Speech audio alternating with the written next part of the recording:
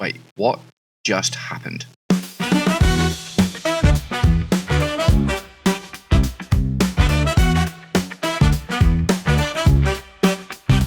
Welcome, Blue Believers, to another episode of the Stamford Sync, where we are syncing up with everything Chelsea FC. I'm your host, Matt, and we're in a slightly different setting today. I figured, let's be out in nature and the sun to help quell my unmitigated rage at today's subject matter.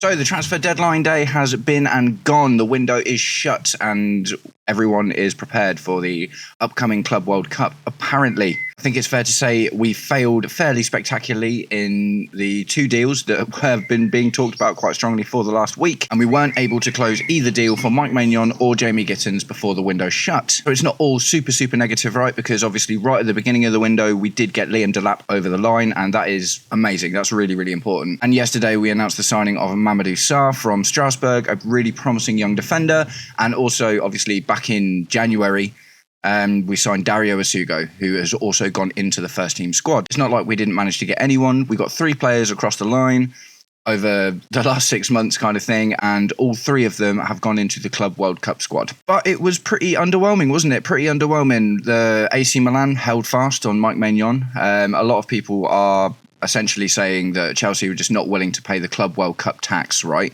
So you would have thought maybe there's an opportunity to go back in for both of these deals after the Club World Cup, because the window's only shut for a week whilst, so the window will reopen and we will have the entire normal transfer window to add to our team for the upcoming season. But it does not mean that we should be super happy about neither of these deals getting over the line, right?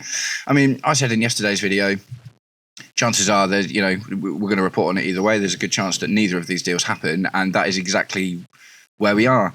We did make a really improved bid for Jamie Gittins as well. It was like 42 million. So, maybe it was that Club World Cup tax thing again. Gittins, I would imagine we're going to go back in for. He seems like a fairly solid option for the left wing in general. Mike Maignan, I'm not so sure. Maybe there's other options out there. And as far as goalkeepers go, there is something else to talk about. So the Club World Cup squad has been released and there are certain notable omissions. I won't go through them all today because we are going to do some more content throughout the week about the Club World Cup and, the squad and, lineups and who we're playing and stuff. But I think it bears noting that Jordi Petrovic has been left out of the Club World Cup squad. And that just seems crazy, doesn't it? Because, what that categorically means, without getting Mike Maignan in, is that Sanchez is going to be our goalkeeper for the Club World Cup. It's, giving Petrovic, if we were ever thinking about keeping Petrovic, then surely this was the chance, especially with not getting Mike Maignan over the line. Surely this was the chance to get him some minutes, see if he fits in the team, and see if that Strasbourg move helped him integrate into the system that we're building. But no, it does not look to be the case. It just looks like they want to sell him. Today's morning's news seems to indicate that there are up to 5 clubs very interested in Petrovic. And you've got to think, right, bearing in mind that I think we'd be reasonably happy to have him in our squad, he's probably just seen as another opportunity to make some good money to hopefully later further reinvest in the squad. But personally, I've got to say I'm pretty disappointed in this one. I really like the look of Jordi Petrovic, and like I say, I haven't actually been super confident in our goalkeeping situation since he was there in between the sticks in the Pochettino season. So, pour one out for Jordi Petrovic, I guess. It's we're going to carry on with Sanchez for the time being. I would be really surprised if Jorgensen, magically all of a sudden just started playing all these games, because I guess out of the two, based on recent form, Sanchez is the better option.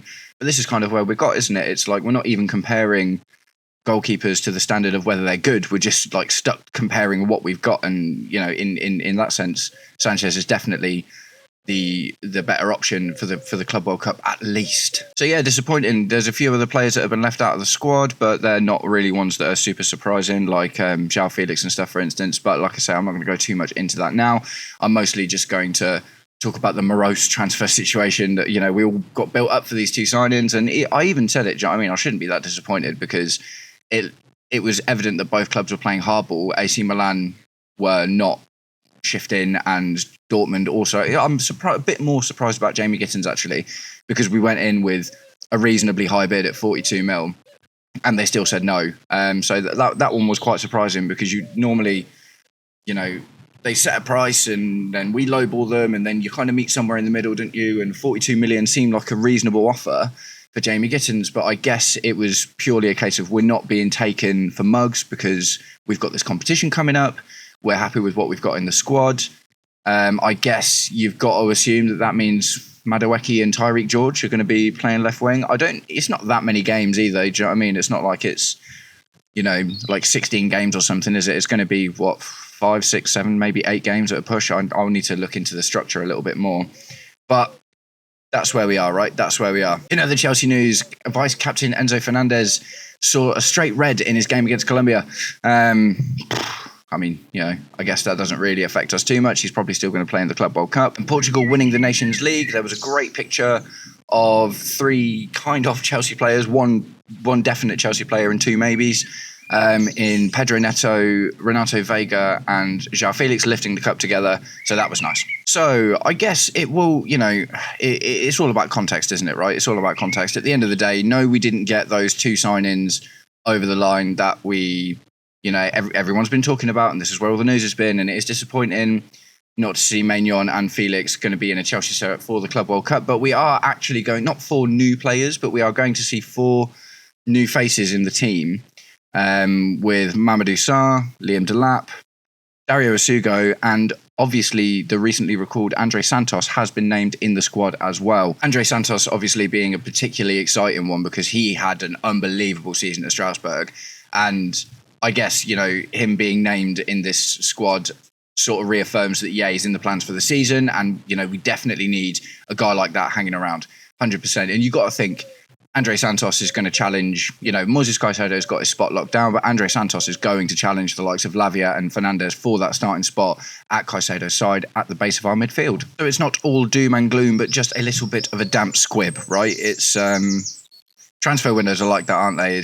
I saw a really funny video that came out literally like yesterday morning.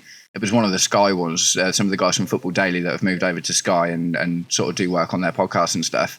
And it was titled, "Have Chelsea won the transfer window already?" Now, I am not a proponent of transfer windows being a positive thing. I think, there's a long line of transfer window winners that you can look back at who actually had terrible seasons. Do you know what I mean? There was that West Ham recently of like bought in a load of players and everyone was like, West Ham look like they're going to be awesome, when they got Fulkrug. And obviously they completely fell off. So that didn't mean anything. I remember a couple of years ago, it was Everton. Do you know what I mean? Everton had won the transfer window and obviously proceeded to nearly get relegated. So that didn't exactly work out for them. And the last time we won the transfer window was when we brought in the likes of Kai Havertz and Timo Werner, who turned out to be... Wow, Kai Havertz and Timo Werner, right? Less said about that, the better. So I just thought it was funny. You literally have Chelsea won the transfer window already? And I guess in isolation, like I said, there's 4 names coming into the Club World Cup squad, and you got to think at least one of those is really important in Liam Delap. But it's just for that to have been the conversation that was had in the morning, and then by that evening, obviously a lot of the conversation was based around, they're probably going to get in Mike Mignon and Jamie Gittins, and no, that didn't happen. So no, we didn't win the transfer window, but maybe based on precedent, that's not actually a terrible thing. So yeah, just a short one today, guys. Going to start wrapping it up there. It was disappointing end to this transfer window, but I guess the feelings aren't the same as normal, right? Because that was a 10-day transfer window. It's going to close for a week and then it's going to reopen. We've got the Club World Cup, and then obviously we are going to seriously look at strengthening some of the really severe areas that have holes in them at the moment, right? The striker situation, I'd be happy if that kind of didn't change too much, but you got to think we're probably going to go in for someone else. The left wing situation seems to be the massive hole at the moment. Marcus Bettinelli leaving, that means we now categorically need a third choice goalkeeper, and that's kind of always fun, right? What obscure name are we going to pull out of the ether to come and be our third goalkeeper? Maybe a name from the past, like someone like an Asmir Begovic or whatever. Do you know what I mean? I don't even know if he's still playing actually, but you got to think something like that could be on the cards, which would, that's always fun. So we'll wrap it up there, guys. Thank you very much for tuning into the video. And remember, if you enjoy the content and want to see more, please do me the distinct honor of liking, sharing, and subscribing, or just roast me in the comments, whatever gets you through your day. Take it easy. Peace.